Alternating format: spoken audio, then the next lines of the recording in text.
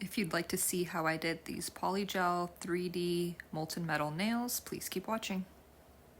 And all the products used and all of my socials will be linked in the description below. So for nail prep, we are starting with pushing back the cuticle very gently. This is always the first step I do when I'm doing a new set or even a fill, and it's very important, and I try to take my time here and just make sure that I'm gently pushing back all of that cuticle. And once I've done that with all 5 fingers, I will take a fine grit sanding band. I like to use the Pana 240 grit sanding bands and my Melody Susie e-file, and I am just gently removing the shine. And I'm using this at about 4 RPMs. It's a little bit sped up here, but just trying to be very gentle and remove all that shine and anything left over so that we can move on to applying tips. Then I am taking Young Nail Swipe and dehydrating and cleansing with the lint-free wipe so that we can go ahead and apply our tips. I like to use the Young Nails brush-on glue. I do prefer brush-on glue. I feel like it's less messy than one you squeeze out of a tube. I put a little bit on the tips and pretty much hold it down for 10 seconds. And I saw this hack on TikTok with these magnets to kind of measure out length, and it works pretty well, so I'm using that with my tip cutter here. And taking that fine grit sanding band again and removing the shine from those plastic tips, as well as blending with the natural nail. And using a low speed here again, 4 or 5 RPM should be good. And when you are blending the tip with the natural nail, be sure to only file on the tip itself and not the natural nail. And a little bit goes a long way. You just want to blend it a little bit there. And just removing the dust and getting my 70% isopropyl alcohol ready. And we are using Young Nails Protein Bond to prime, working our way towards the cuticle so we don't flood with this product as well. A little bit goes a long way. Using Madam Glam as my base coat. I use 1 to 2 coats and fully cure in between. I like to use the Young Nails UV lamp, and I've had it for a few years and it works pretty good. We are using makartt Siesta, which is a nice dusty pink color. I've been using this a lot lately. It's kind of been my go-to. And I like to squeeze it directly onto the nail. And I am again using 70% isopropyl alcohol as my slip solution. And I typically place that first bead where the tip meets the natural nail, start patting the product down and dragging it down as well once it's been smoothed out. And I basically just try to make the product as smooth as possible and fit to the nail tip.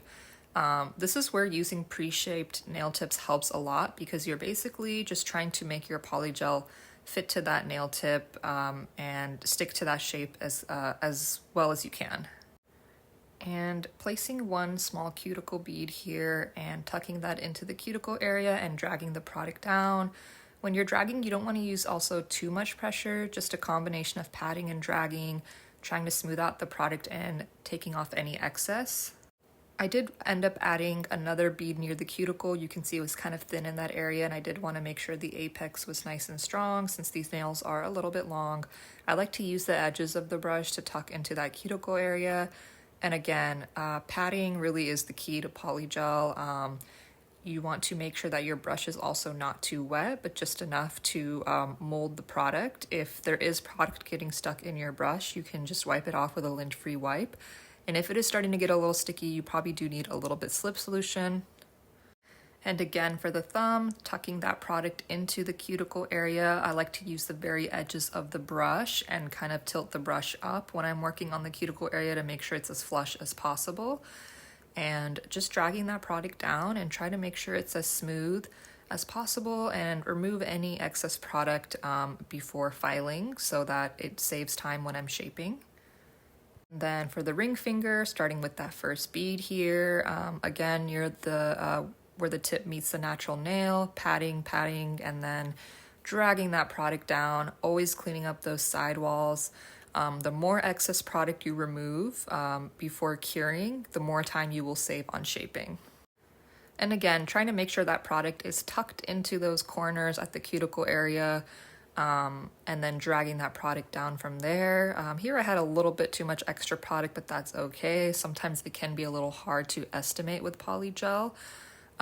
That's why I do recommend working in smaller beads until you get more comfortable with kind of the proportions that you should be using. And I really like the consistency of this color. I feel like makartt's neutrals, the polygels, are pretty smooth and easy to shape and mold. And so I found the consistency of this color, the siesta, pretty easy to work with. And I did not need too much slip solution either. And I like to make sure that free edge is staying as square as possible as well before curing. And these are my go-tos for shaping. And you definitely want to be using a dust collector. Please wear a mask, use a dust collector when you're shaping. And we are using the 5N1 fine grit drill to seal the cuticle first. I have just been doing this step first lately.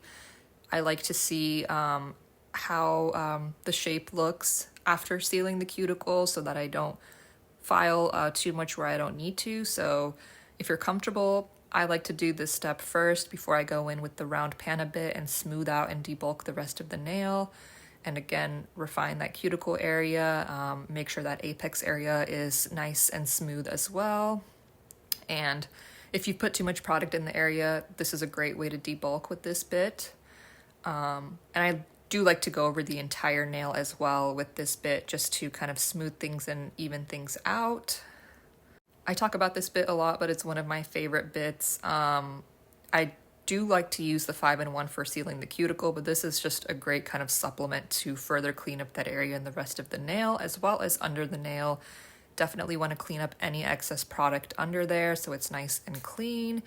And it's really great for thinning out the free edge, creating that C-curve, and cleaning up that area as well. And I like to do this at a low speed, just slowly thinning out that free edge and creating that C-curve. And then just finishing it off with the 5N1. This is a medium grit drill bit.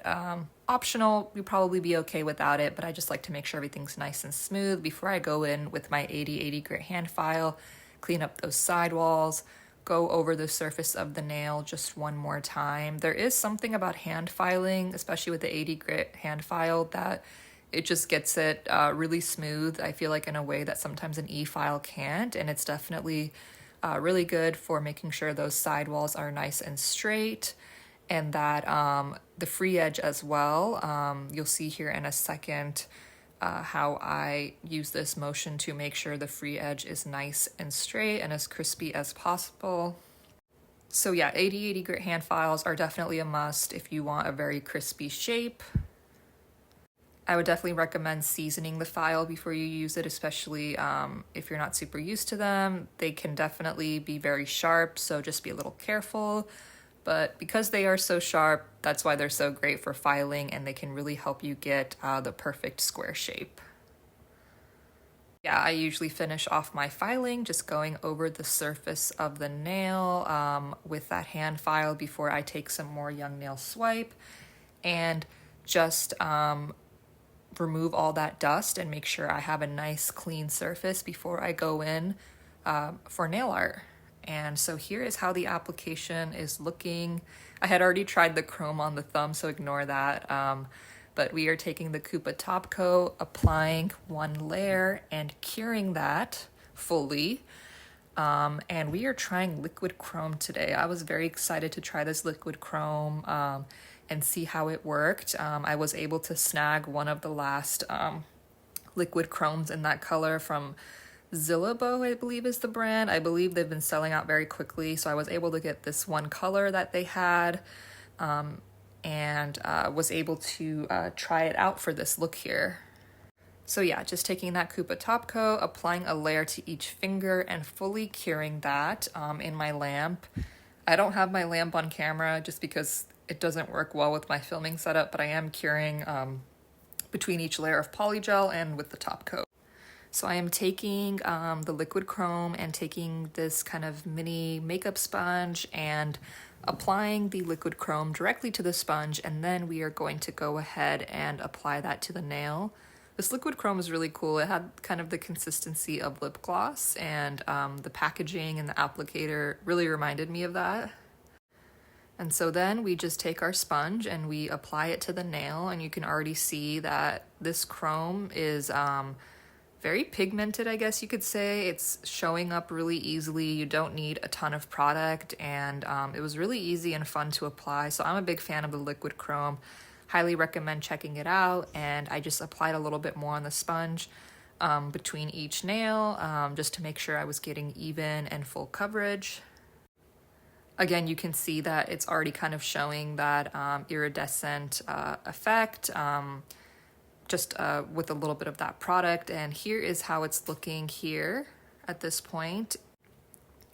And because we are doing some more nail art stuff after this, I didn't want to lose the liquid chrome effect, so I decided to just apply the top coat and fully cure it just to make sure that none of the liquid chrome effect came off. And this is how it was looking at this point. You can definitely stop here. I really loved how it looked just with the liquid chrome itself and the top coat.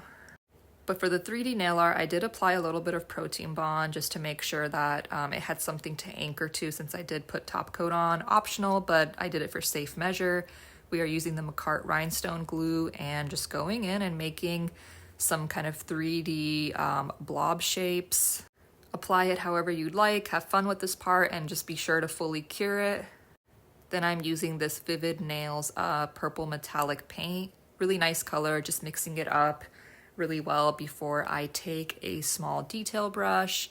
And I started off just outlining basically where that 3D effect was with the makartt glue, just to kind of create the outline with a smaller liner brush. And this was pretty easy. I mean, it pretty much was kind of sticking to where that texture was, and using a small liner brush really helps. So I did that for each nail and fully cured it. And I really like this color. I've seen a lot of people do gold and silver, but I wanted to do kind of a different color, and I liked how it looked with the chrome. And so yeah, this purple color was really nice to try for this look. And I used the nailzbydev, I believe the 9mm brush, to kind of create the outline for the 3D nail art before I went in with a larger brush to cover the rest of that area. And you can definitely use a lint-free wipe to wipe off any excess paint at the free edge. The nail can start to look bulky when you're applying so many layers of product, so I like to use that technique to make sure that the free edge and the sidewalls are staying kind of clean and there's not too much excess gel polish there.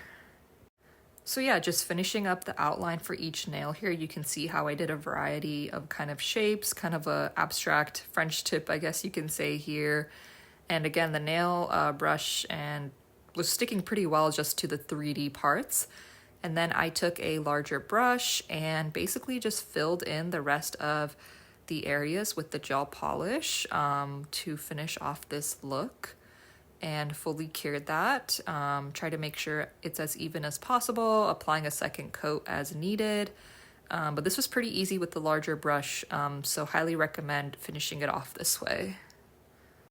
And that was pretty much how I did this look. It was actually pretty easy, not as hard as it looks. And once you fully cured that, you can top coat it, and that is pretty much it. Be sure to check out the description below. I will be sure to have all of the product details there, as well as my Amazon storefront with all of my polygel and nail art favorites. I am an Amazon associate and earn commission. Your support is greatly appreciated. And I do have other polygel tutorials that are up, step-by-step tutorials. I have more coming, and be sure to check out my TikTok and Instagram for more nail content as well. Thank you for watching. Bye.